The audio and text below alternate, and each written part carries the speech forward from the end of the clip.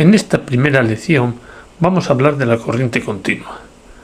Todas las radios y transistores, sus elementos activos, bien sean las lámparas o bien sean los transistores, trabajan en corriente continua. Por lo tanto, parece adecuado conocer la corriente continua, las caídas de tensión en continua y la intensidad en continua, así como la resistencia.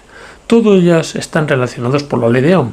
La ley de Ohm dice que el voltaje que hay en los extremos de una resistencia es igual a la intensidad que la atraviesa por el valor de esa resistencia. El voltaje se mide en voltios, la intensidad se mide en amperios y la resistencia se mide en ohmios. Pero para que haya caídas de tensión es necesario que haya un generador capaz de generar tensión. Entonces, ¿quién es el que genera? El que genera es precisamente en continua, puede ser una batería, una pila que tiene una tensión en sus extremos que después irá cayendo de acuerdo a la resistencia que haya entre ambos extremos.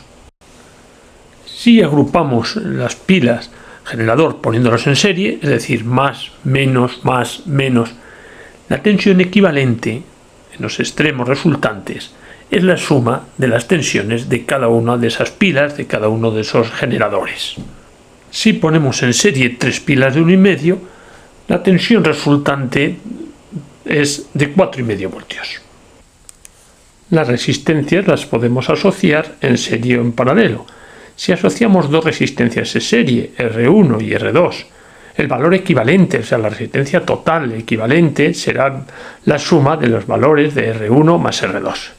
Si los ponemos en paralelo, lógicamente, un conjunto paralelo va a ser su resistencia más pequeña que cualquiera de las resistencias constituyentes de ese paralelo. Y la resistencia total equivalente de ese paralelo es el producto de R1 por R2 partido por la suma de R1 más R2. Si tenemos un circuito con 3 resistencias en serie, R1 3400 ohmios, R2 2700 ohmios y R3 4700 ohmios, la resistencia equivalente entre las bornas de la pila generador que tenemos de continua que tenemos en el circuito es de 10.800 ohmios. Aplicando la ley de Ohm, nos saldrá que la intensidad que circula por las resistencias es los 5 voltios que tiene ese generador de continua partido por la resistencia equivalente de 10.800 ohmios, nos sale al final una intensidad de 0,46 miliamperios. Y la caída de tensión en cada una de las resistencias es el valor de la resistencia multiplicado por la intensidad que lo atraviesa. Así, en la resistencia R1, que es de 3.400 ohmios, multiplicado por una intensidad de 0,46 miliamperios, me da una caída de tensión en los extremos de la resistencia R1 de 1,57 voltios. En R2, que es de 2.700, me da una caída de tensión de 1,25. Y en R3, una resistencia de 4.700 ohmios, da una caída de tensión de 2,17 voltios. Como es lógico, la suma de las 3 caídas de tensión tiene que ser igual a la tensión que ofrece, en este caso, el generador de 5 voltios continuos. Ahora puedes ver el circuito práctico correspondiente al circuito teórico anterior y en él, a la izquierda, es la resistencia R1 de valor 3400 y verás que tiene unas franjas de colores en naranja, amarillo, rojo y dorado. Luego está la del centro, la resistencia R2 de valor 2700, con unas franjas de colores rojo, violeta, rojo y dorado. Y por último, a la derecha, la resistencia R3, con unas franjas de colores amarillo, violeta, rojo y plateado. Bueno, todo este conjunto de resistencias se ven unos códigos de colores que tienen que significar algo. Esas franjas, esos códigos de colores, significa el valor que tiene la resistencia. El código de colores va desde el negro, que tiene un valor 0, hasta el blanco, que tiene un valor 9.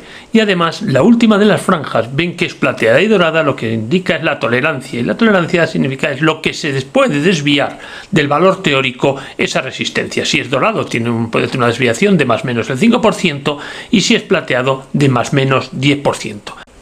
El curso de Radio Maimó tenía este ábaco que permitía conocer el valor de la resistencia. Eran para las resistencias antiguas, de tal forma que el cuerpo era la primera cifra, lo que era el punto que había en un extremo era la segunda cifra y lo que era el punto que había en el medio era el número de ceros.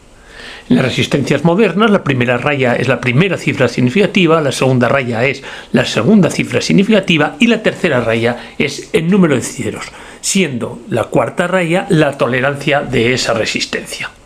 En este caso concreto podemos ver que la primera raya es naranja, que equivale a 3, la segunda raya es amarilla, que equivale a 4, y la tercera raya es roja, que equivale a 2 ceros, con lo cual el valor de esta resistencia es de 3400 ohmios. Vamos a ver el valor de otra resistencia. Como puedes ver, es rojo, violeta, rojo, lo que equivale, primera significativa, un 2, segunda cifra significativa, un 7, y el número de cifras, número de ceros finales, 2 ceros. Luego el valor de esta resistencia es 2700 ohmios y la última franja es una franja dorada que significa que tiene una tolerancia del 5%. Vamos a realizar las medidas prácticas sobre este circuito de 3 resistencias en serie. Primero es la resistencia R3, que como puedes ver tiene un valor de 4700 ohmios aproximadamente.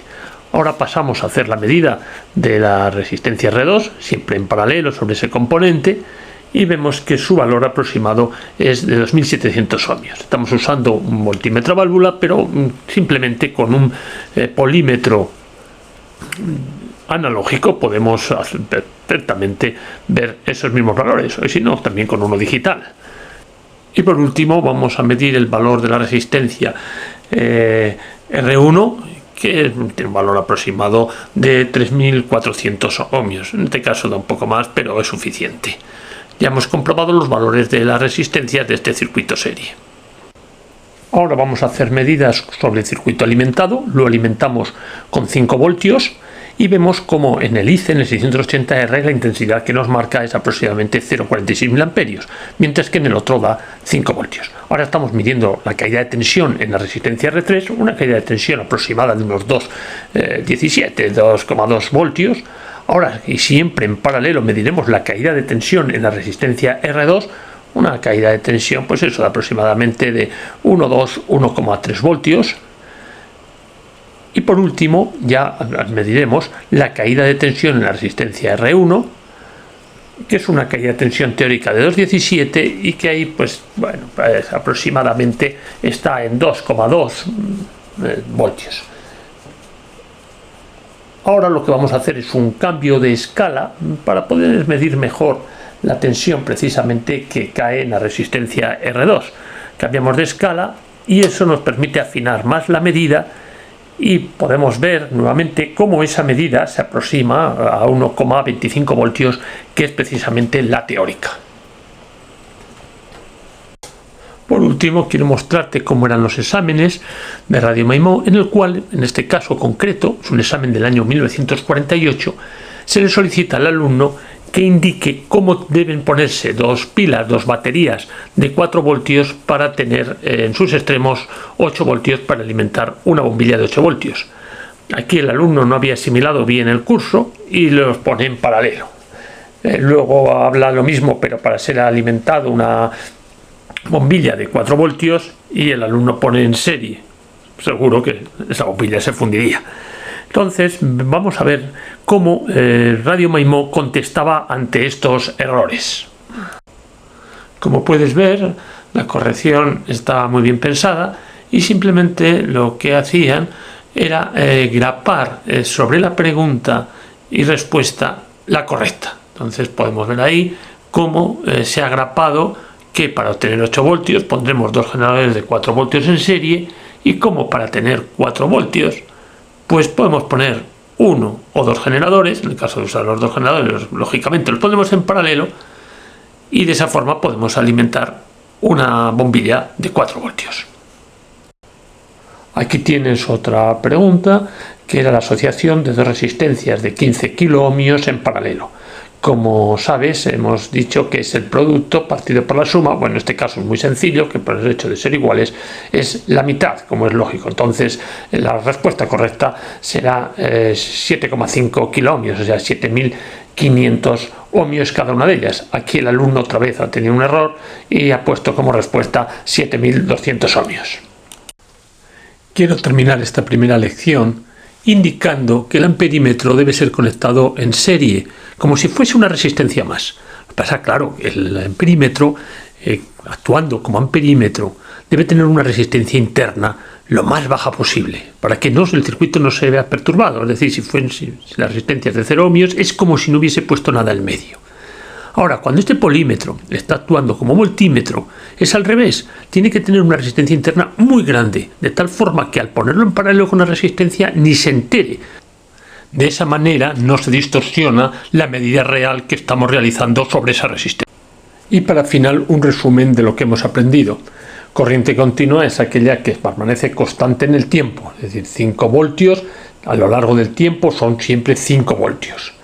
Luego hemos visto la ley de Ohm, que dice que la tensión que cae en una resistencia es igual al producto de la intensidad por el valor de la resistencia. La agrupación de generadores en serie, que el equivalente es igual a la suma de cada uno de esos generadores.